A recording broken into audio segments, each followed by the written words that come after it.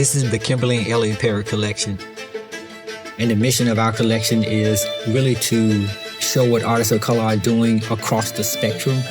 Just really being bold in the way we collect, really thoughtful in the way we collect, and that all of these works are in conversation with each other. So, that's the journey that we've been on.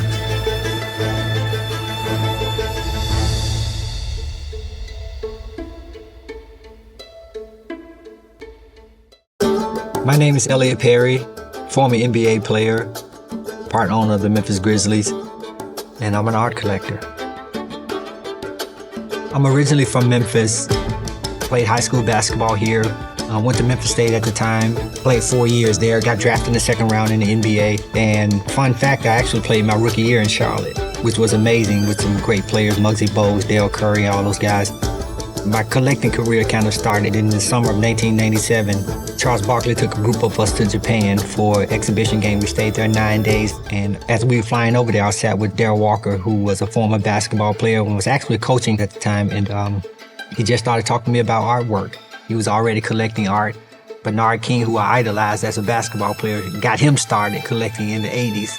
And when we got back to the States, Darrell Walker would always send me these catalogs or call me and tell me, hey, if you're going to be in New York, go see this gallery, go to Bill Hodges' gallery, go to the, Detroit Institute.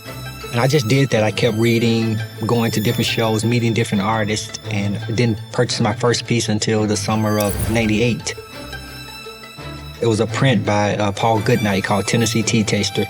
And then that same summer, I went to see a guy named Dr. Walter Evans. I went to see his collection. And this was a guy who had been collecting since the late 70s. And all the people that I was reading about, Catlett, Delaney, Jacob Lawrence, all these people who I was reading about in the books and who I really wanted to collect, he had them in his collection. And a light went off in my head. I thought if I was going to do this for the next 30, 40 years, that's how I want to collect. And first original piece I bought was a drawing by Elizabeth Catlett called El Belite. That really kind of sparked my interest in collecting all original works and then trying to build a collection that was significant by artists of color. When I initially started collecting, I was really drawn to figurative works for the most part, that I could see my own image in the work, that I could see an African-American person or a Black person in the work. And then over time, I met Taryn Fuller. That was Norman Lewis's daughter.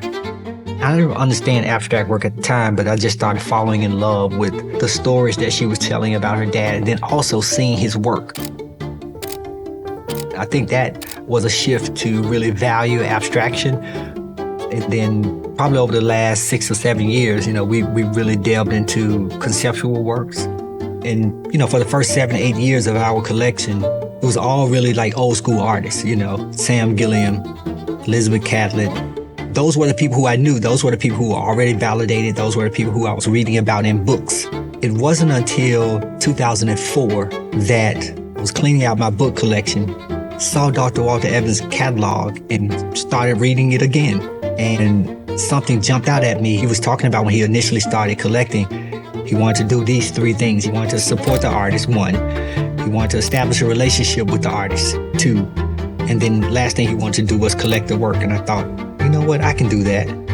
In 2004, I did a 180 and only collected living contemporary artists. I was going to approach it the same way. I was going to do my research, but the difference was that I could talk to these artists, that I could establish relationships, and that they were contemporaries to me, that they were doing works in the times that I was living in. And so that has been the biggest journey for us. I'm super excited to show at the Gantt Center. I think it's necessary. It gives our community an opportunity really to see what artists of color are doing on a broad spectrum. And my hope is that the community will grow from seeing not only works that are abstract or conceptual, but also that all of these works are from a Black collector and a Black collection.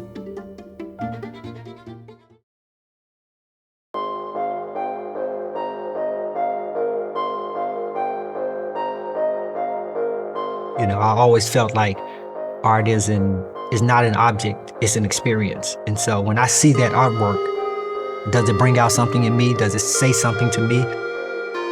And part of it is hearing what the artist wanted to get out, but also, making my own interpretations about the work. And then if a viewer saw this work, how would they grapple with the work? And so I'm super excited to see how the Charlotte community will respond to this show, Beyond Boundaries, because it's a show where there are no images.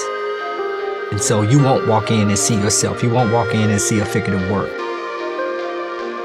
But the idea is that all of these works are by African American artists or artists of color.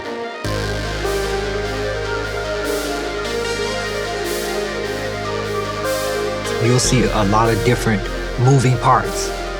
Work that's non-traditional, work that's made from fire hoses, work that's made from wax, work that's made from moving blankets. That's what interests me, is that artists are out of their boxes. They have more to say, and they have more ways to show their artwork.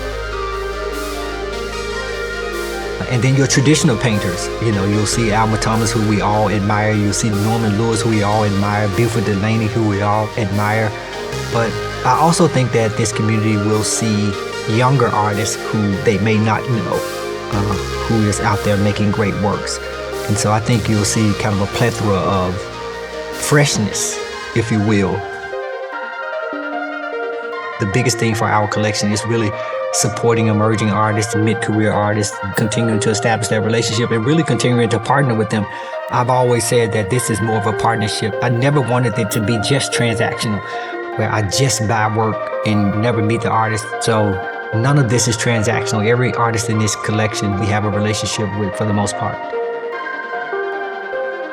And so my hope is that when people come in, that they won't have dialogue with all of this work, because every piece in this show won't attract them, but the works that do is meant to attract them. And so, I'm just super excited that we get a chance to show this portion of our collection at this level. And I'm looking forward to being in Charlotte.